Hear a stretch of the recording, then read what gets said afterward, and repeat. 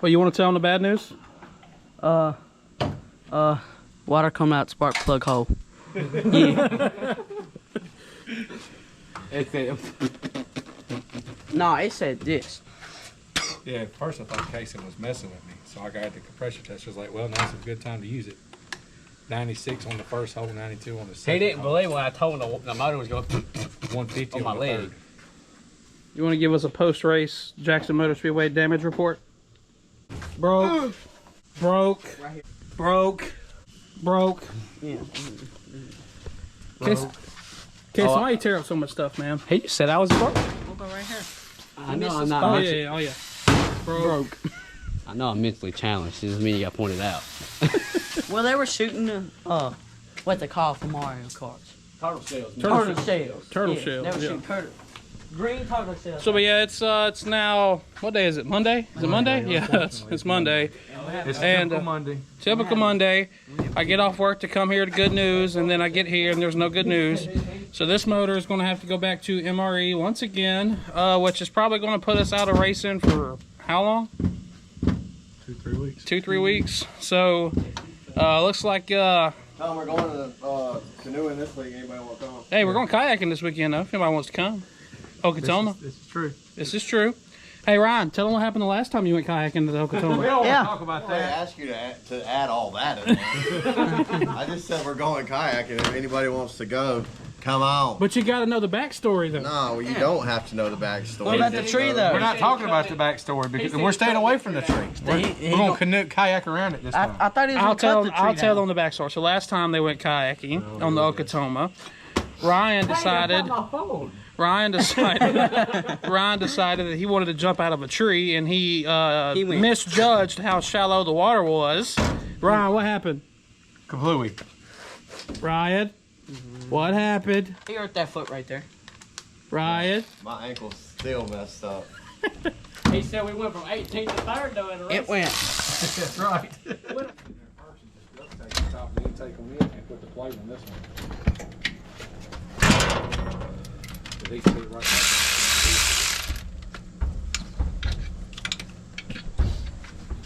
trying to give away our giveaway. Trying to give away the giveaway. Give away the giveaway. You ain't give it away though, have you? Not yet. I'm Okay. fixing to give it away though. Make sure Like the you- next Some lucky 10. winner. Some lucky winner. Yeah. You can't win anything. Oh, Yeah, if y'all are real good and get that done early enough, y'all might can get Chelsea to put it in the mail tomorrow. Hey, Oh, look at that. find me a couple rags there, Playboy. I'm a playboy.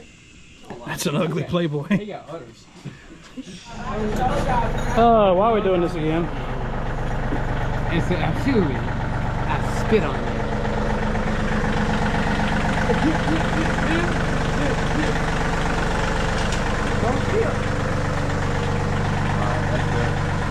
May not drive a race car, but I can so drive a tractor. Good at it too. I'll use stuff there, pimp. You gotta keep it going. What up?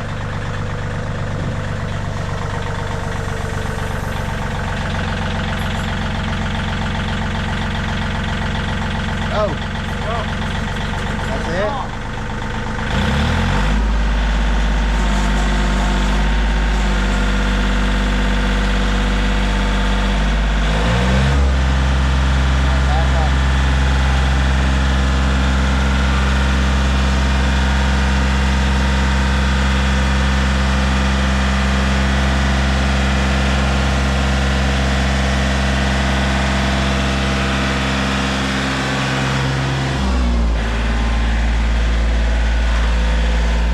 No bueno. No good. There's no vroom vroom. No vroom vroom. It's all gone. All right, so basically we got the engine loaded up in the back of the truck. It's going off to MRE. It got a little too hot. Started spitting water out of one of the spark plug holes, I guess you can call it. So it's got to go get sent back to MRE and get checked out. Probably going to put us out of racing for about 2 to 3 weeks. Right after we got done in the shop, though, Ryan actually hopped on a radio show called the Revved Up Motorsports Podcast or something like that. The Revved Up Sports Show, something like that. But here is his clip and his interview from the show. The 12th annual Rogers Dabbs Chevrolet All-American 60. That's at Jackson, Mississippi. And we're going to talk to one of the guys that will be a part of that. That's for the late models. It is our man, Ryan Colby. Ryan, welcome to Texas, or Texas base. Thank you for jumping on tonight, my man. Man, thanks for having me. Yeah, absolutely. So, Ryan, we always do every time that we get new blood, every time we get a freshman onto the show, because we talk to great racers all across the country. Tell us a little bit about your career and how this started and why you do this, man. When I was a kid, I went for the first time and I seen it, and like right then and there, I knew I had to do it. So. I got out of high school and got a pretty good job, and thankfully my boss at the time liked it too, and we kind of built a little car and started doing it together, and man, it's been going ever since. I love that, man. I love that. It's great when it works out like that, when you got somebody like the boss that'll support you, be like, hey, why don't we cut it here early, you know? That's always worked. Yeah. So what Man, is it about bringing you back? I mean, is it just like the rest of us where you just get it in your blood and you can't, every time you try to step away, you come back in 2 feet deeper than you were before?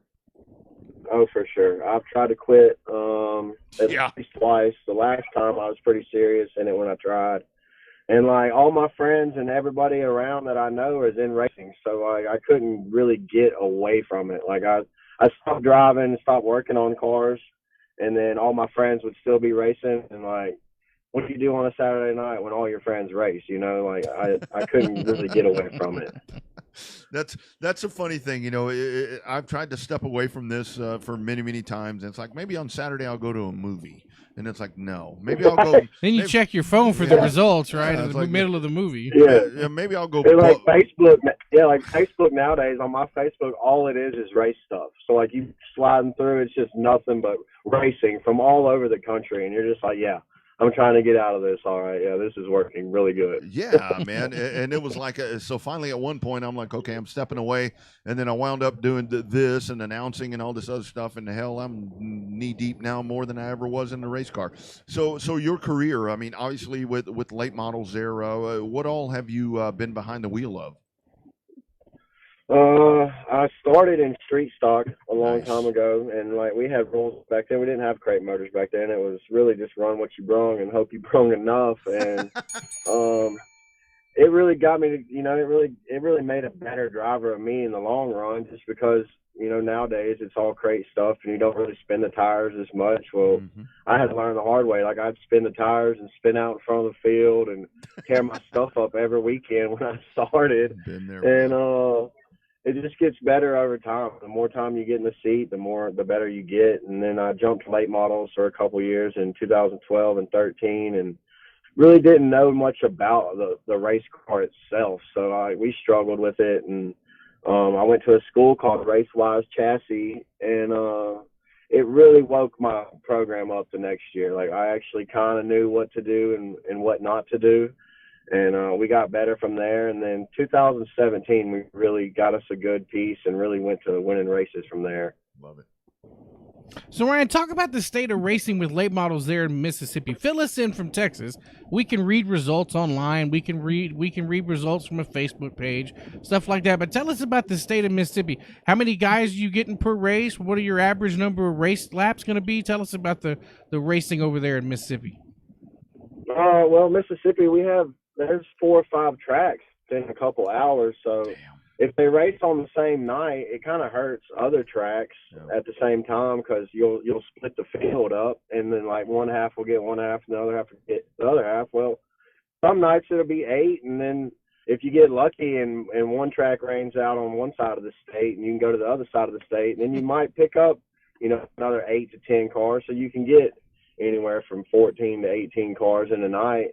And it just depends, really. It's so hard figuring out where you're going to race, because so many places race in Mississippi that are close. You know, like I could go to 3 or 4 tracks within 3 hours of me, and it just really depends. You know, like it's hard to explain on that side of it to why people go to certain places. I guess the people that are closer to home, they stay close to home instead of going to, you know, up the road an hour and a half to race, but unless they rain out or something. So yeah, it just really depends on Mother Nature and all that. to see what your end run will be with how many cars you'll have. Yeah, no doubt, and that's I mean, that's a good problem to have. I mean, when you have racetracks, because down here, I mean, Texas, I mean, we've got racetracks way up north and way down south, and it's not as easy to maneuver around.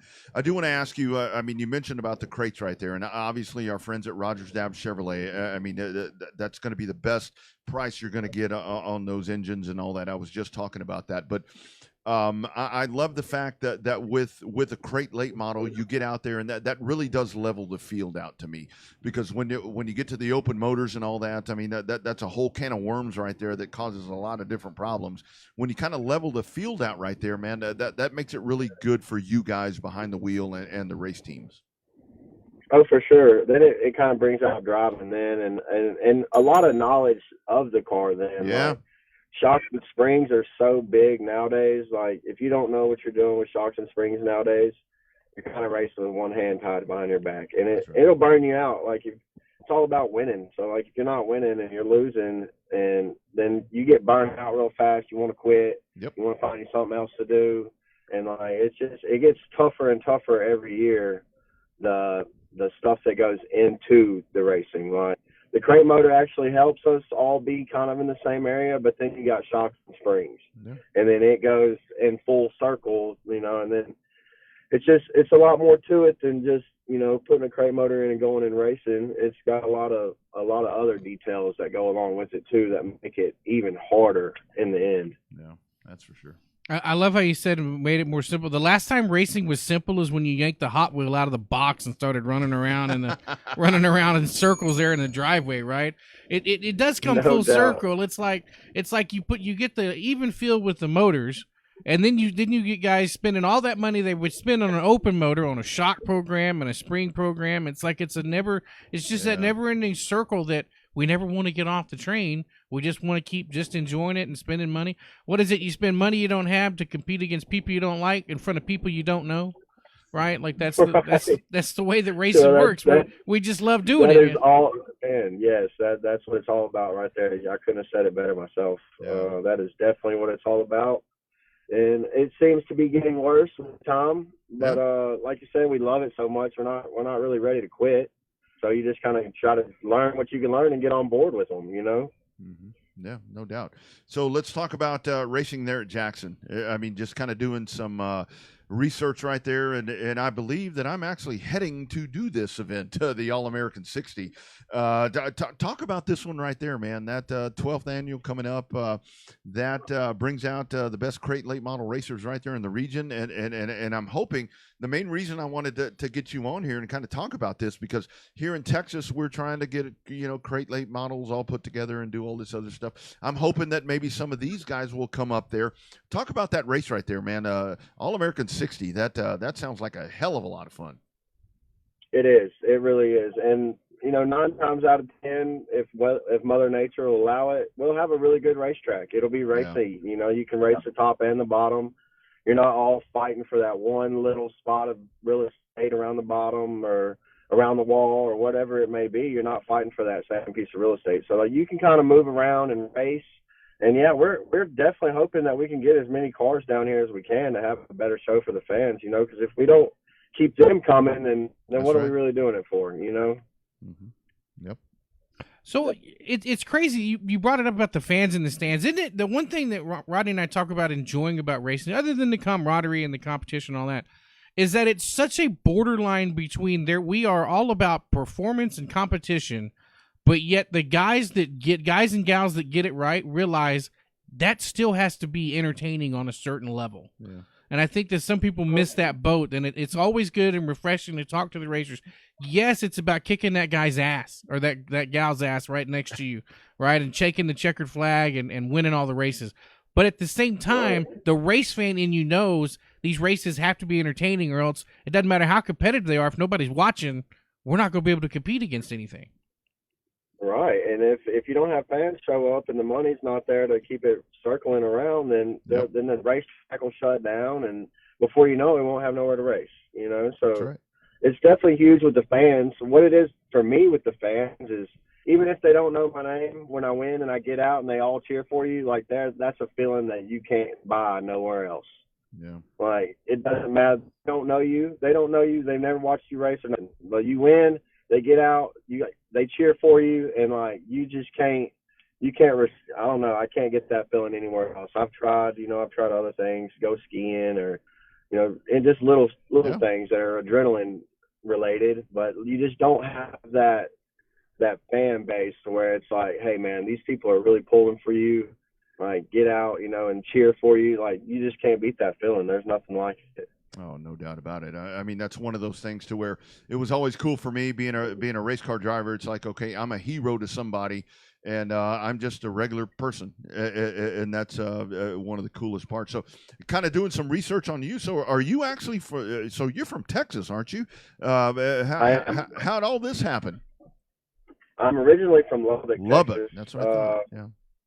When I was 15, I was headed probably down the wrong path, and my mom kind of said it. And my dad had lived over here for a couple years before that, and she just told me I was going to my dad's to live. So I just come to Mississippi when I was 15. I really didn't even know. I mean, I wanted to race at that time, but like I really didn't know where I was going to be or anything in the next couple of years. So yeah, I come over here to Mississippi and went to school and got out of school and started doing paint work and body work and built a race car, and then we've racing ever since then, and I haven't even really looked back.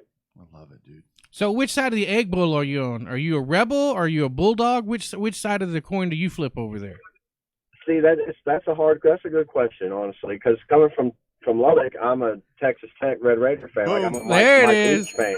Guns up. So when Mike Leach come to coach Mississippi State, I really enjoyed that, and it kind of really pushed it on through for me to be a Bulldog fan. Like, I never really was either one or the other, honestly. I've always been a Texas Tech type fan, so like I never really cared. But then when Mike Leach come down and coached Mississippi State, that just pushed me through. Like, right then and there, I was like, yep, I'm a State fan through and through, just because of Mike Leach, man. Yeah, man.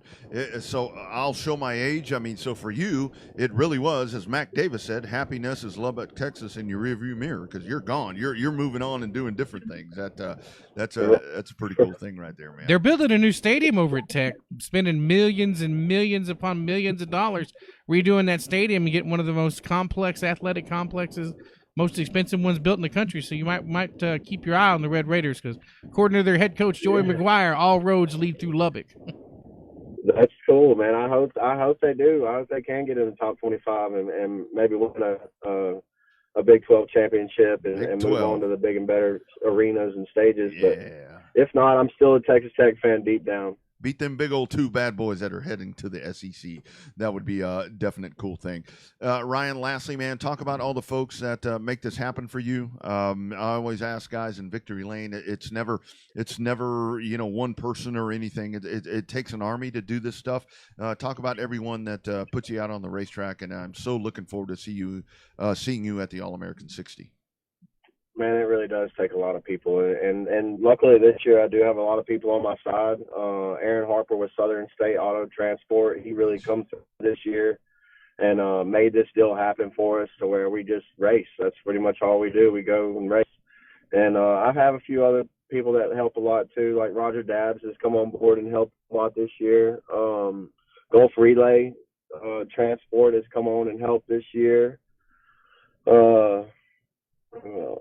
I'm trying to think of not forget the little guys. I got Ken's Auto Body and Paint in Winona. He come on this year and he's helped a good bit here and there. And James Hales, he worked for Gulf Relay. He's just one of my good friends. He's helped a lot this year. He buys me a tire or two every other week, and I can't thank him enough for that. Tires done got so expensive nowadays that it has to have, you got to have some kind of help or it's not going to not be worth it, Max Oil, they've helped a lot this year. We've got on their oil program. It seems to be helping a lot. Knox Garage, man, Knox Ross, he's an up and coming kid. He's 19. He's in school right now to be a architect or what is it? He's a mechanical engineer. That's what it is. Nice. He's 19. He's in school right now to be a architect or what is it? He's He's a mechanical engineer. That's what it is. Nice. He's learning a lot, and he's been a big help. Like, I can tell him to do one thing, and he goes and does it. Like, I don't have to question it. I don't have to look behind him or nothing. Can't thank him enough. Parker Record Service out of Greenwood, they've helped a lot this year. Just little things, like buy tires or buy fuel 1 week. Anything like that helps a lot, and like we still have room on our car for other people. If there's people out there that want to help, like, we would, be more than welcome to get them on board and put their name on the car. And we got a new YouTube channel. It's called Midnight Motorsports. We're kind of up and coming in that deal. We're getting new followers every day, and kind of just trying to, show people what it's like on the side that's not at the racetrack all the time, like what you really see in the shop, Mm-hmm. And we're doing that and trying to make everything bigger, trying to get bigger. Yeah, got to stay in front of people. I mean, that's a main thing right now. You just have to get the likes and get people to want to be a part of everything that you do, man. Ryan Colby, thanks for jumping on the Revved Up Sports Show tonight. 12th annual Rogers Dabbs Chevrolet All-American 60 coming up at Jacksonville Motor Speedway. That's Labor Day weekend, so Texans, you need to travel. Let's head our way down there. I'll be down there. So super excited to be a part of that. Ryan, thank you for being a part of the program tonight. And can't wait to shake your hand, my man. Looking forward to it. I do appreciate it. Yeah, me too, man. See y'all soon. You got it, brother. Take care. You too. You bet. How about that?